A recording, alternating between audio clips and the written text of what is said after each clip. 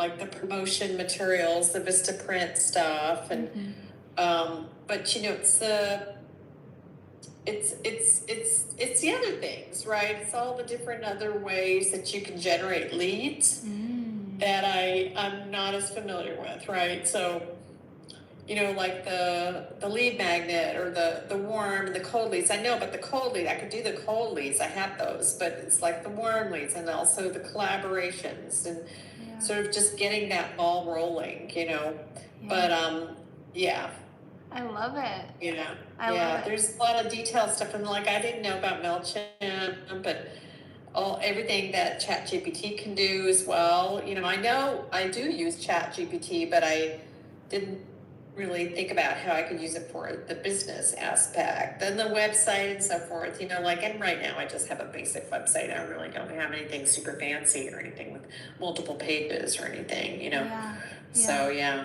Wow, so it sounds like you got a bunch of different takeaways and things to do. Yeah. I love it. I love it. Yeah. Okay. Yeah, Bridget, I just know I need to just sit down, and part of my goals from the Tony Robbins webinar was I'm going to try to at least do like 5 outreaches or 5 leads per day to see if I can something every single day to see what I can get. And even if it's a collab, I'll do a collab. That's fine. Yeah.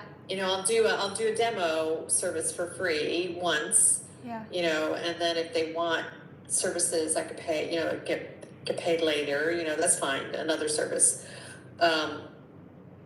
So I just gotta really just take some action. Some concrete action. Yeah, I love it. So that's good. It sounds like there's a bunch of things that you have to walk away with, to implement it on a daily basis, which I'm a huge fan of. I think that everybody looks at the elephant and it's overwhelming, but I think the important part is what can we do every single day, or kind of what are my individual, right, in corporate terms, my individual KPIs for the day that I'm going to contribute to my business to make it successful, and what can I do every single day, right? So, I have my own things that you see me doing every single day. I'm going live every single day, right? I'm working out every single day. I'm meeting with one client every single day. And that creates that momentum, right? So I think that's really good. Where I think the coaching and mentorship helps with it, obviously you're just attending the group. But with Tina, for example, we met yesterday, right? And her sessions are normally on Friday. So we have the group coaching on Monday, and then we meet individually on Friday. So I give her all week to figure out whatever she's going to figure out and do on her own, and whatever she's going to apply. And then whatever she gets stuck on or doesn't do by Friday, then we get in there, right? So on Friday, most likely Tina and I, we're already having a website development meeting. So she's meeting with my developers to go through how much it's going to cost for the website. She's pitching her brand new business to them to get their ideas and what kind of software they can create for an app for her, right? And then we're going to go even deeper, figuring out the actual avatars, right? So all the things that we covered in today's session, Tina and I will do as much as we can on the individual session together. But I would like for her to work on as much as she can throughout the week. Whatever she gets stuck on or can't do by herself or needs additional help with, then we deal with in the individual session. So that's kind of how I marry the two and make it, helpful. But yeah. Okay, good. What are some things that you would like seeing added to the program, or additional things? If you were me and you were sitting on this gold mine, what would you do with it? So I think so in terms of what you offer, right? I think you're offering, I think if I remember right, it was the weekly group sessions plus the one-on-one, and that was for X number, whatever it was, 3,000, whatever it was, right? But what if there's someone who maybe has already, they maybe have already started, or they've already launched, or they've already, done something, and they're already out there, and maybe it's a level 2 solopreneur. You're calling him a solopreneur. Is that what it's called? A solopreneur. Yeah, for this group, yeah. Yeah. So like maybe if they're on like a level 2, they've already started some things. They've launched some things.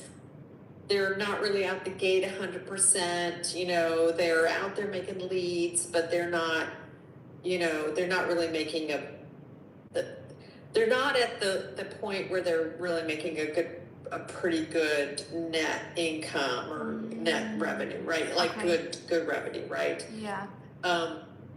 So I don't know. It's like, I guess it would be like a level 1 where they're not doing anything. They haven't really started anything. They don't know anything about marketing. They haven't started a website. They don't know much about it, right? It's just level 1. They're taking baby steps and trying to launch it. And then the second level is where they've maybe already started something, launched something. They've got their brand, they've got their Canva, they've got, maybe a website. It's kind of like where I'm at, and sort of, then is there like a second tier level where they may not be starting from step 1, they might be starting at step 2 or step 3. Yeah. But they really need to, they really need a little bit more of a push or a power, a little bit more of a turbo power to sort of get more business, Yeah. Under the belt and so forth. So, yeah, I don't know if that's available, but I don't know if that would require like a full one-on-one meeting,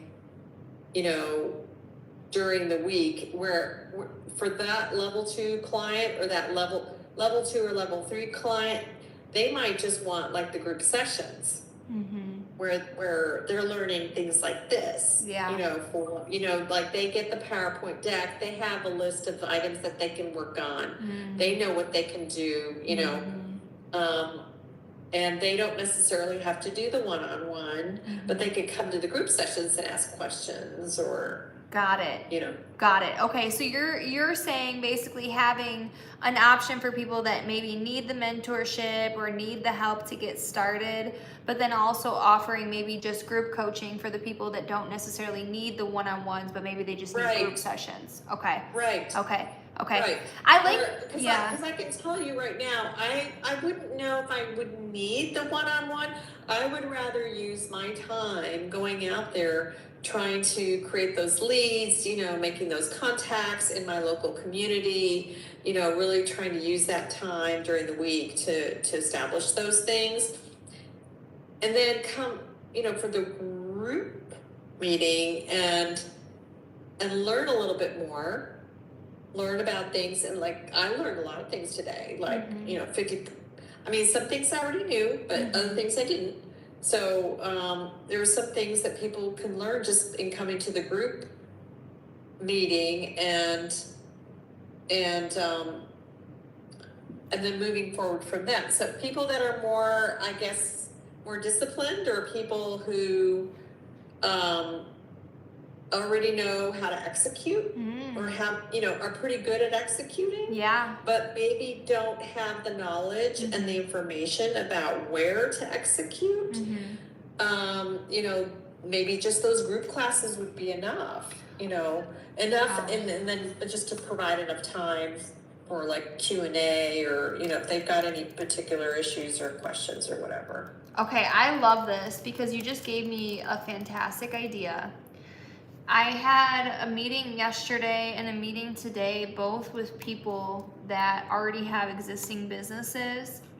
And there's a list of things that they all kind of have in common, which are some common mistakes. So I think I want to make material, either do like a webinar or something to get new clients in the door, that I'll offer what you're saying, which is group sessions. But initially I want to talk to them about some common mistakes that they're making, which is why they haven't seen the success that they want to see, and why maybe the business is in existence, but it's not really feeding them. right? And so yeah, like part of your tier 2 package would be that you would do an initial assessment of their business. okay. You would spend a lot of time trying to really identify what their business, where they're at, what their particular needs are, what their pain points were. You know, you would spend that time trying to figure that out, and then you would say, okay, and then you would build your group set. You would build some of those needs into your group session presentations. How to fix them. You would add it in there. I like that. I like that. Okay, let's do it with, do you have a couple minutes? Yeah, I've got. Oh, okay, let's. For you, Bridget, yes. I love it. Let's do. Well, you're helping me, and I'm gonna help you. So let's do a quick session and just think if we were to do like self-reflection for Anna, right? What are some things that you feel like as a business owner that are some mistakes that you've made over the last couple years that haven't gotten you to where you want to go compared to like a successful business or a large company, or even how you conduct yourself in a job versus how you conduct yourself as an entrepreneur? What are some things? And I can start if you want me to start. And I won't even make it personal. I'll just make it general of what I see. Some of my mistakes, I think, and I don't know if I want to say mistakes. I don't know if there were areas of improvement. Areas of improvement. Yeah, opportunity for improvement. Yes. Some of the opportunities for improvement. Yes. I think for me are having the courage to take the risk, to getting out there, having a clear message about my business and what I offer, and getting out there and informing people about what it is that I do, and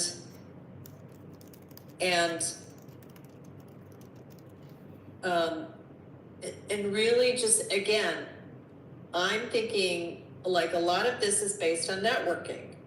So just enough to be able to get out there and make myself known, you know, whether that be social media or fairs or,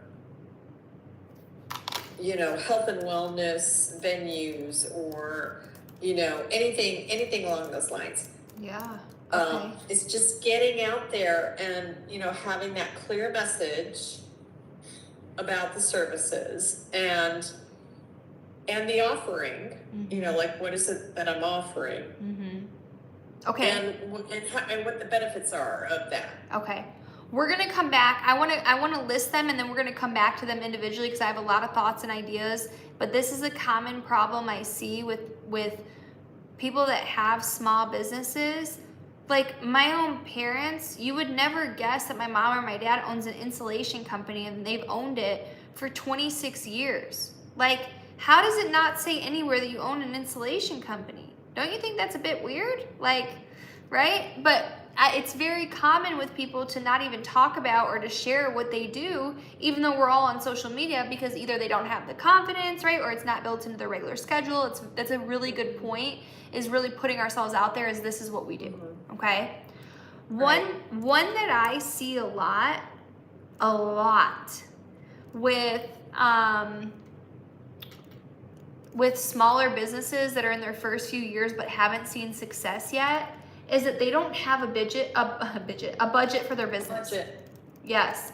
And so it's normal with us in our personal lives to have budgets. I know how much the house is going to cost me. I know how much the car is going to cost me. I know what my monthly expenses are, but I'm not allocating to the business budget. So then I don't know how much money to run ads or how much money to hire someone on Fiverr or how much money, right? And if I know I have, like a real company, $500 a month to spend to make my business better, right? I'm going to choose things that I know are going to move the needle in my business, right? This is why companies are allocated budgets. This is why departments are allocated budgets in a business, right? Marketing gets X amount, right? Tech gets X amount. So budgeting for their business, okay? What else?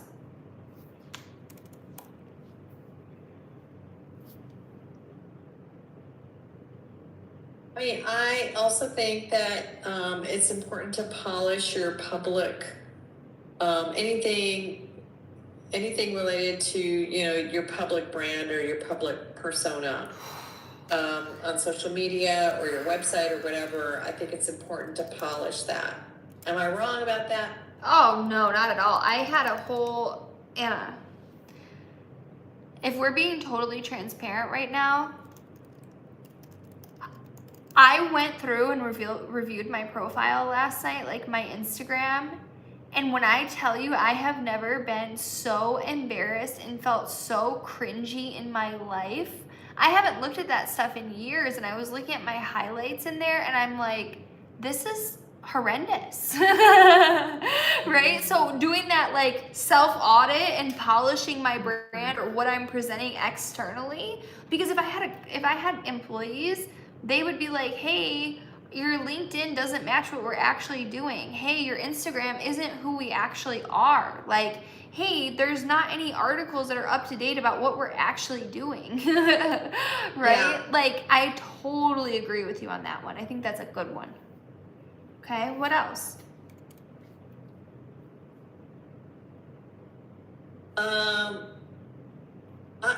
Part of it, so now I'm learning all these things just being on TikTok, right? Mm-hmm.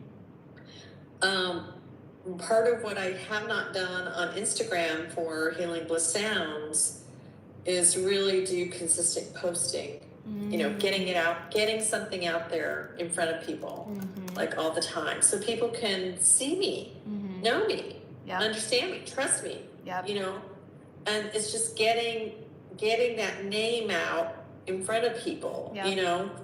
And if that means just consistent posts, or reposts of articles related to sound healing or whatever, or studies that are done or whatever, then that's what I should be doing. And I know I'm not doing that, and I know I need to do that. Yeah. Or videos, more videos of sound healing sessions. Yep. Or things like that, which I haven't been doing. Right. I love that. Okay.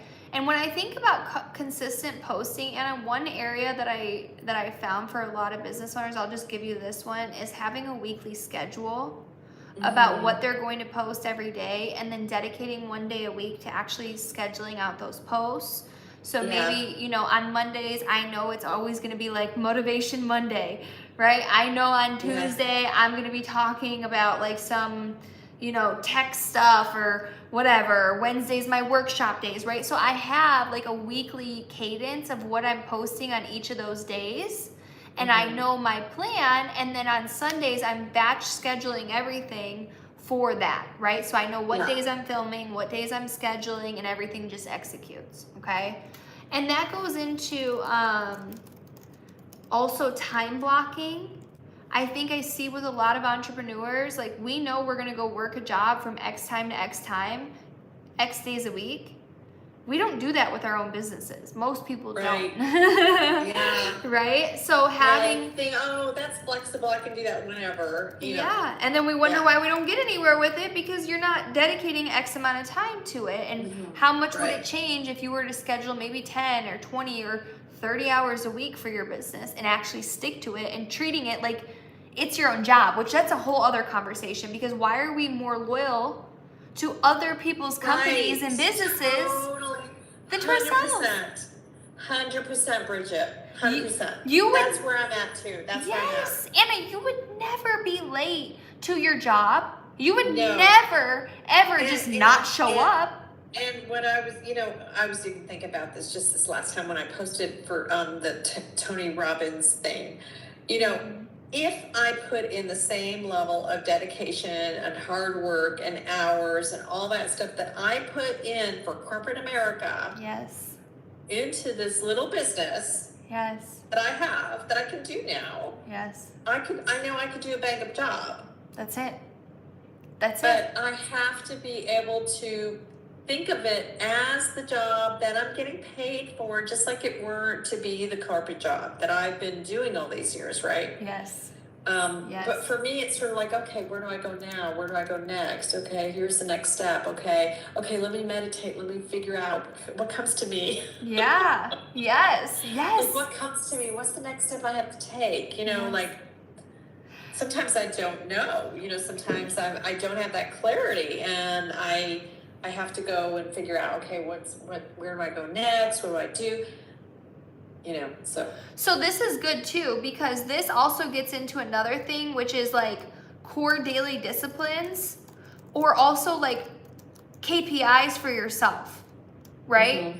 And so, like, for example, Anna, could you go into your job and say, hey, like, I'm gonna meditate for an hour on what I want to do today? What would they tell you? They tell you to do that on your personal time, honey. Right? They would say you have to do XXX. Like, what do you mean?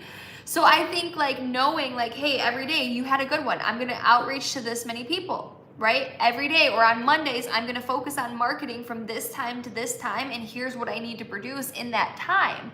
But instead, in business, in our own businesses, we allow ourselves to get lost in a website and not get any result for 4 hours. If I was working for a company and I was working on the website for 4 hours and produced nothing, it would never fly. They'd be like, what the heck are you doing? Why are we paying you? Right? We're results oriented. So why do we accept effort for ourselves as enough, but for a business and for a job, we know that it's results. Right. Right? Right. I think that's the key takeaway for me, Bridget, is I really need to apply the same level of dedication and hard work and contribution that I put in with the corporate America that I've had. Like if I put in those same hours, of course I didn't like the 10 hours a day, but if I were to put in the same amount of dedication, I could really get a lot out, I'm sure. Yes. Anna, in your next meditation, okay, come out of your body for a second and imagine hiring Anna for your business. Imagine how lucky you would feel to have Anna working for you, right? And all the activities that you would give Anna to do every single day, because you know Anna has the capacity, right? What questions would you ask Anna? What feedback would you give Anna? What would you tell Anna to do and tell Anna how to help you?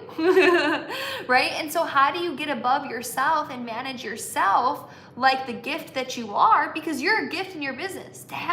Anna, I would give my left hand to have you working for me. Right? I can't afford you. You can't afford you because you're that good. Right? So it's like, how do you actually give Anna that field or that job or that structure to really perform at her highest level? Mm-hmm. Right? Because you're your own CEO, you're your own CMO, you're your own COO.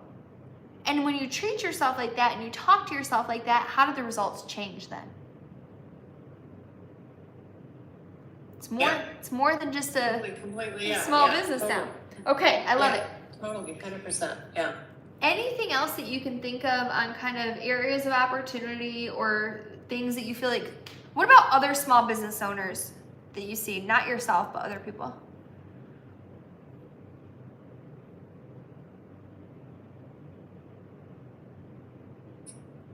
I'll have one. Unclear offers.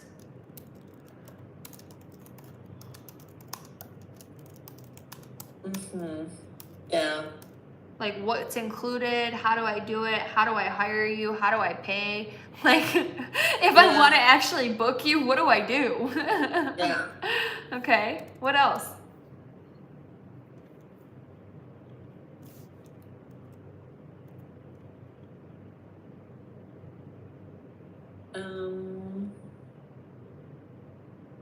Is there anywhere I can clearly access like testimonials or reviews for people you've helped? Yeah, on my website. Okay, I love that. I have some testimonials, but I don't know how I can do that better, because now that I'm getting out more and I'm doing yoga studios and so forth, Like, is there an easy way to try to get testimonials to get posted on my website? Other than having them just email me, I don't know. Like, So if there's an easy way. yeah, for testimonials and reviews, you're gonna want to get those while you're finishing the session. So your best bet is to bring like your phone or your camera and set it up with you, and right as the session is ending, grab people and say, hey, come here for a second. How did you feel? Right? And getting those testimonials and reviews right then and there in the sessions, because they're going to be the most authentic, and you don't have to depend on people to send them to you or to wait for them, right? Because when you start asking people to send you testimonials or reviews or giving them a task to do, it ends up taking way longer, right? It's like So then what are you suggesting then? Asking them if they'd be willing to film a testimonial where I could just film that testimonial right there after the session? Yeah, so what I would do is when I walk into the session, right, before I even say anything, before I get started, I would say, hey guys, so in these sessions, sometimes I give hands-on adjustments. If anyone's not okay with the hands-on adjustment, can you go ahead and wave your hand right now? Okay, great. Also in this session, I do sometimes like to take photos or videos for maybe my website or things like that. Is anyone in here not okay being filmed or not okay being on camera? Please raise your hand now so I know not to film you. Okay, great. Okay, so with all that being said, guys, I just want to let you know too, at the end of the session, I'm going to offer a discount or a free gift to anyone that does a testimonial or a review right after the session. I know you guys are going to love it. So after we're done with the session, if you want to give a testimonial or a review for a free gift, just come up to me right after the session, and then we're going to go ahead and just do a quick, conversation about how you enjoyed the session.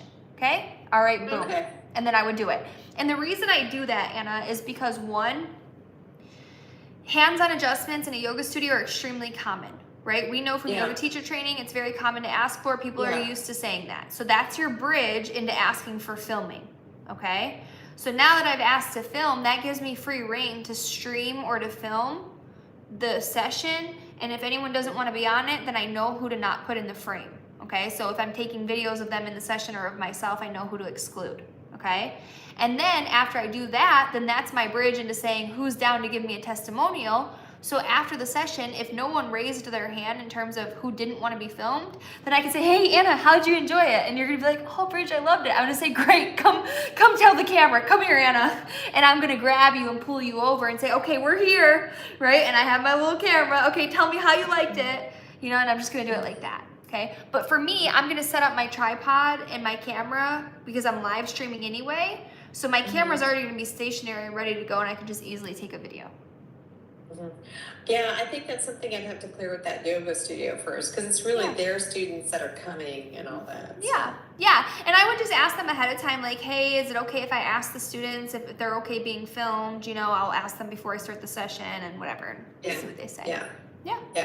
I like that, okay? And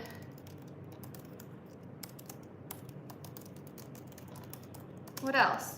Anything you can think of, like with me, for example, or like with other people that own businesses that you're like, why don't you do this?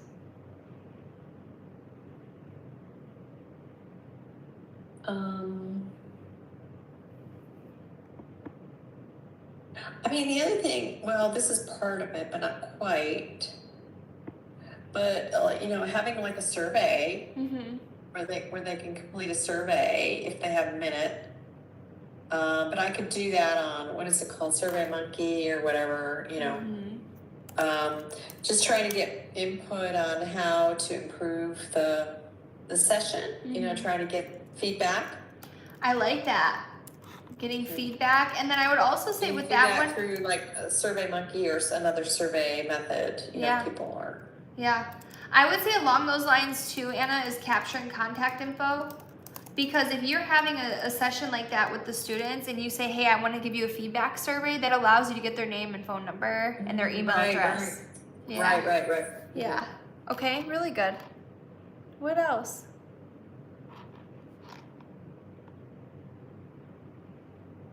It's a pretty good list to start with. I'm trying to think if there's anything else. Oh my gosh, my favorite one.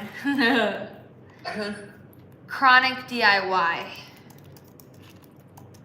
I Yeah. see this one all the time. It's like everybody DIYs everything, and then it's like a bunch of unfinished products, right? Like it's like, Yeah. think of it like your house. Well, you run your house very differently. You finish things. But like a lot of people have a million unfinished projects, right? So like if you're gonna DIY something, actually finishing it, and if you can't finish it, then don't DIY, right? Chronic DIY versus like paying for it, which goes into the budget, or actually finishing it. Okay. This is a nice list. Yeah. Anything else?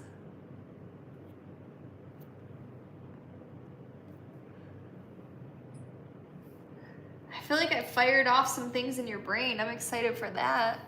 I mean, one of the things that I've thought about, like, or my particular business is, doing videos, either live stream as freebies, initially, just to bring in those lead magnets, right? Or paid. Yeah. But initially I'm thinking like free videos, and then just for the lead magnets, and then like if you really like this, because I don't really understand, like I don't really know how to do the whole social media thing, like where you do a Substack and where you put a link in your social profile that takes you to another site, and then you can actually charge for whatever. You can charge for sessions, you can charge for a membership, you can charge for whatever. I don't know much about that. But I know at least initially, like doing videos where you could do that, at least for the marketing pieces, just to get your name out there and do, create that magnet lead. But then also then there's the paid part. Like you can do paid subscriptions where you're offering sessions for a paid amount. Yeah, so this is really good because you're touching on two different things, okay? So first thing that you're touching on, when we talk about like lead magnets, the point of a lead magnet is lead generation. Yeah. Right? You don't have a lead. I can give you all the freebies in the world, but if you don't give me your contact information, I don't have a lead. Yeah. Right. I have eyes, right? And that's a huge mistake that business owners make, is that they're not actually getting leads, they're getting brand awareness, which is totally different, okay? So one is like figuring out what's my actual lead magnet, and how do I turn that into an actual lead and getting contact information, right? So whatever is the video that you're giving people, you have to have a way to capture their contact information, which is usually done by something called a landing page. Okay. Yeah. And the landing page is going to say, oh, here, get my free guide on how to self-soothe during stress, or whatever. There's some type of thing that you can give people for free to capture their contact information in the form of a lead magnet. You can use Stan. Stan is a really good option for creators. It's Gary Vee's platform. It's very affordable. And what's it called? Stan? Stan, S-T-A-N. Stan. And you can put your lead magnets on Stan that people are going to give their contact information for that lead magnet, okay? What you're also getting into, because that's error number 1 that people make, and then errors number like 2 and 3 that are kind of associated with this is something called sales funnels, okay? Do you know what a sales funnel is? Okay. So a sales funnel starts out with a lead magnet at the very base of it. Okay?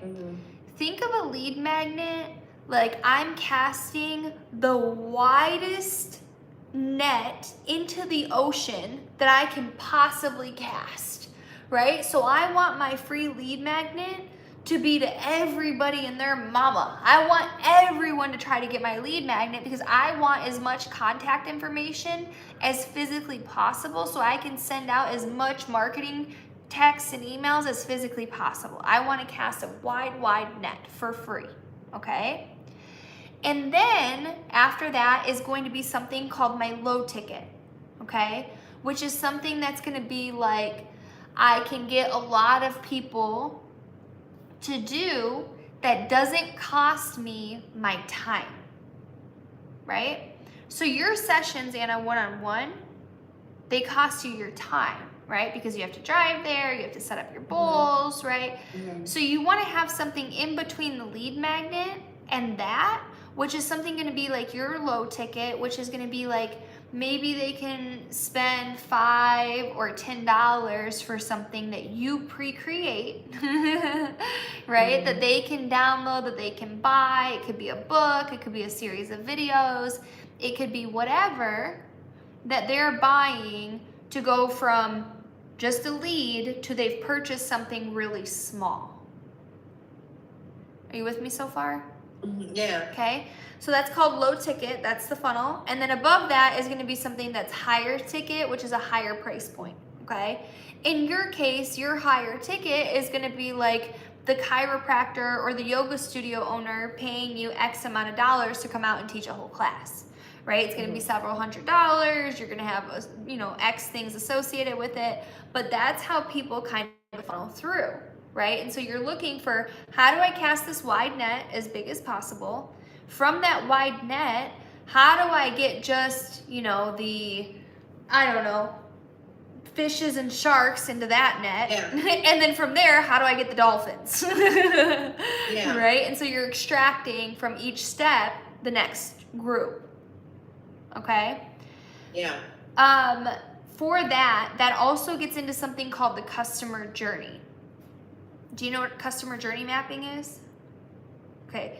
A little bit about, I know about that a little bit. Okay, this is also something I have a deep course on, but customer journey mapping is, say,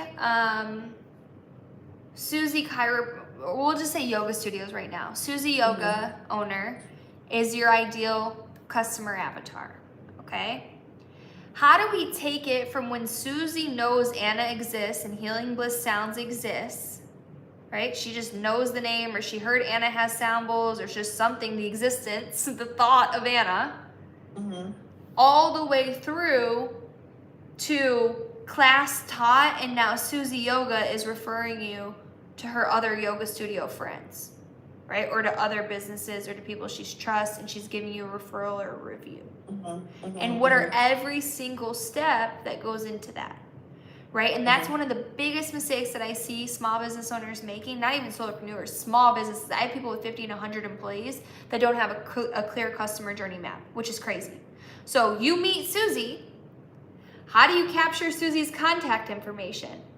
How do you market to Susie regularly via email, text, mailers, in-office gifts, whatever, so that Susie doesn't forget about you and that she books her first session, right? How does Susie book her first session with you? And then how do you get it where Susie then books additional or recurring sessions for you, right? And then how do you go from the one session to the customer individual reviews from that to the recurring to now you're getting Susie Yoga owners reviews, right? And then how does that loop all the way back around? And when you have that whole customer journey mapped down, it should include everything from your email copy, right? What's going in your email drip campaigns the first time you email Susie, and it should be an automated message that goes out when you drop the contact information. MailChimp is going to drop it after one day of you meeting Susie. Hey Susie, it was so great to meet you at the conference yesterday.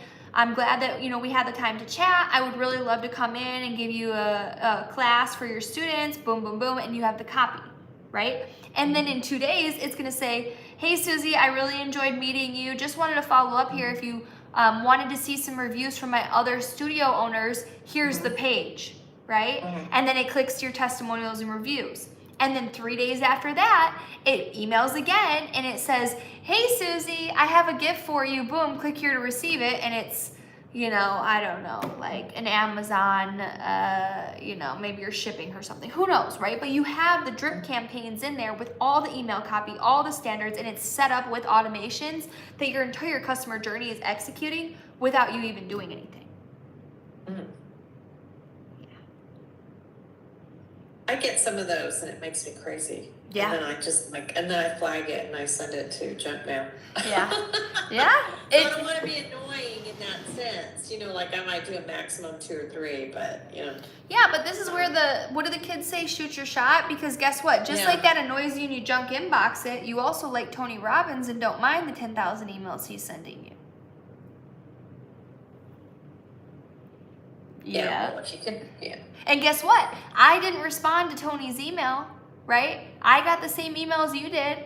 But guess what? I responded to your text message telling me, hey, it's the Tony Robbins thing. It's one time a year and it's free.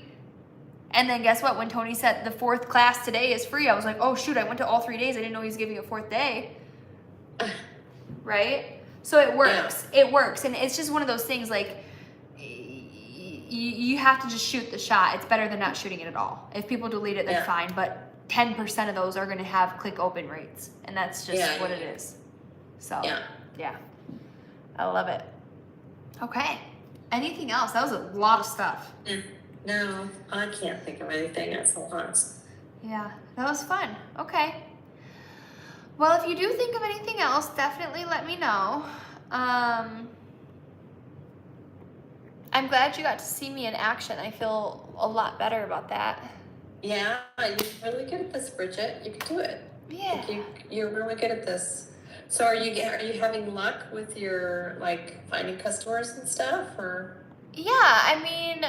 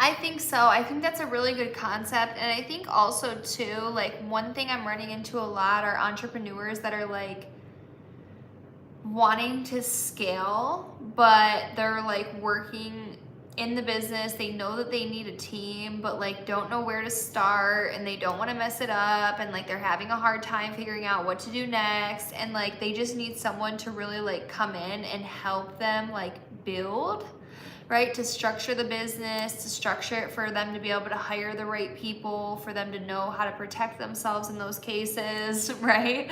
How do is it an assistant that I need? Is it an operations person? Is it events? How do I actually build the systems and structure to be able to add and build a team, right? Because I have a lot of people that are doing okay by themselves, but would do a lot better if they actually had a team of people. Oh, right, yeah. Yeah. And usually I'm like the first one of the team, and then they're like, oh, this is how much easier my life can be. And I'm like, yeah. Yeah. That was the one yesterday. He has a clothing brand that's doing pretty well. It's in Atlanta and Dubai. But he's like needing to build a real team and doesn't know where to start. And it's like, okay, so you need to know how to manage a team. You need to know what to tell them to do and how to deliver on it. And where a lot of entrepreneurs go wrong is they think that people are just also entrepreneurs of their own job, and it's not how it works. Like, you can't hire someone to do events for you, to work for you, that's an events entrepreneur. If they did, they would own their own events business, right? They can't work for you and be an entrepreneur. You have to lead them and direct them. You have to kind of, you have to set the stage for them, Yeah. So I think like that's also a really good client for me, or the people that are wanting to launch, but also the people that have already launched and are maybe like doing something, but they're not really getting too far. And they're not getting the results they want, Yeah. So it's good. I like it. It doesn't feel like work. It's very fun to me. So yeah. But are you still working with the home mortgage company? Doing the training? Yeah, so the client that I have, actually, I'm not doing any training for him right now. All we're doing is software development. So he has me and my 2 developers on a monthly retainer. We're currently building technology for him. That one's going really, really good. And I'm going to continue to do some more software development. Like,